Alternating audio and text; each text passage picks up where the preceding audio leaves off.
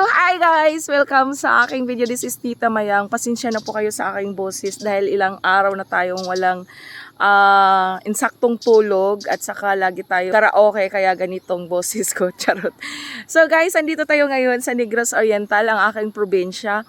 Ayan, nakikita nyo naman po yung paligid ko. Ayan, sobrang green. Ayan. So isa po sa mga produkto dito sa Negros Oriental po ay ang sugarcane at saka mga banana. Yan po ang source of income po dito sa Negros Oriental. So yan po yung nasa likuran ko po ay sugarcane or tubo. Kung alam nyo ba kung ano yung tubo.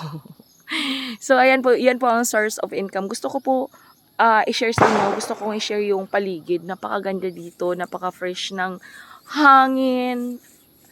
Ito talaga yung pangarap ko guys, ang makatira dito sa probinsya. Pero, dinala tayo ng tadhana doon sa syudad. Dinala tayo ng tadhana doon sa syudad, so wala tayong magagawa.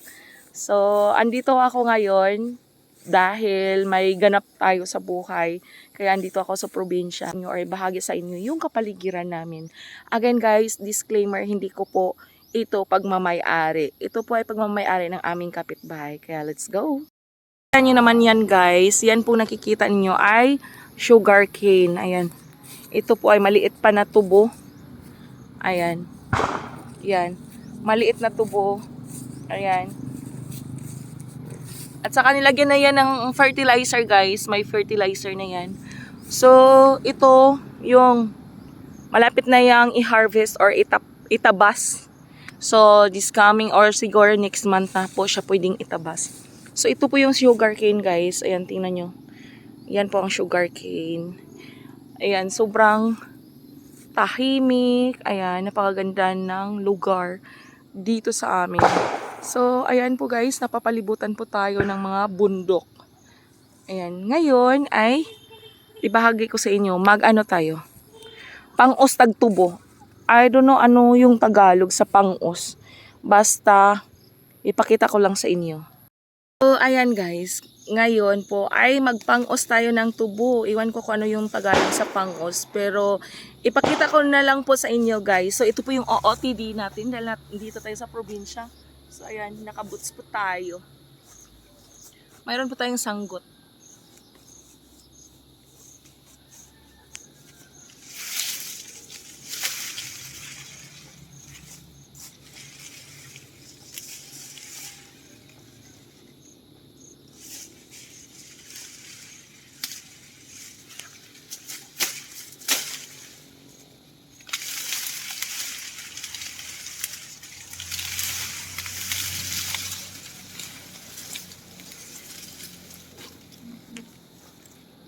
So, ayan guys.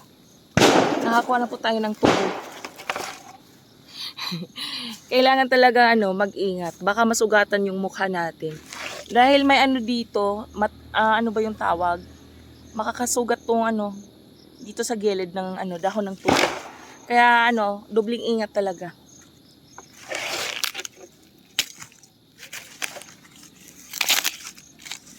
So, ito yung tubo guys. Ipakita ko sa inyo kung paano tayo mag-pang-os ng tubo. So, balatan lang natin to. Ayan, ganito lang siya. Magbalat lang tayo.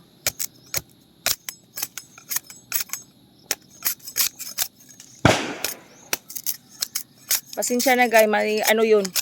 Buga yun, buga. Yung mga ginagawa ng mga bata dito. Yung mga paputok.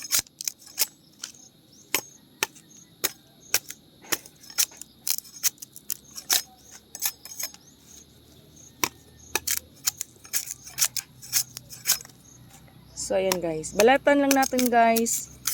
Ayan. Sip-sipin lang yung juice ng tubo. Diba?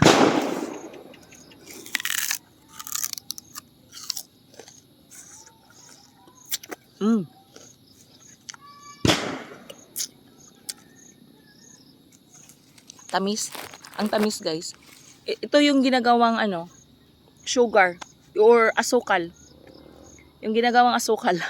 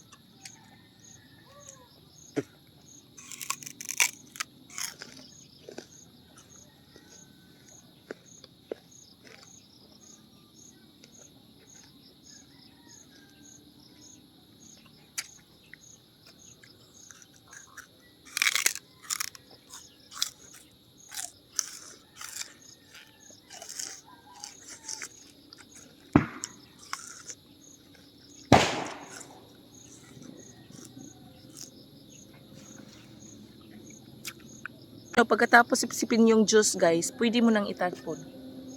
Ganun lang.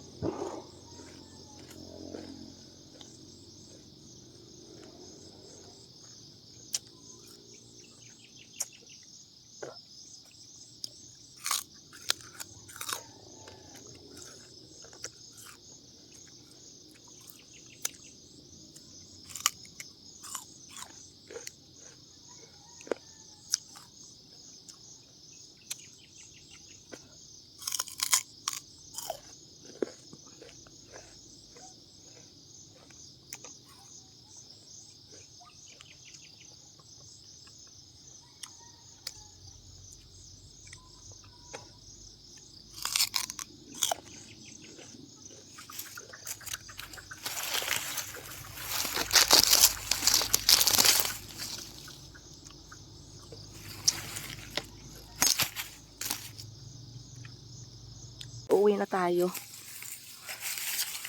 Ayan. So, ibigay natin to sa baka.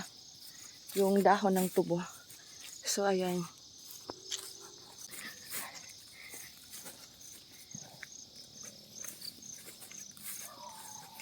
Ganito yung probinsya namin, guys. Ayan. So, that's all for today, guys. Thank you so much for watching. See you around.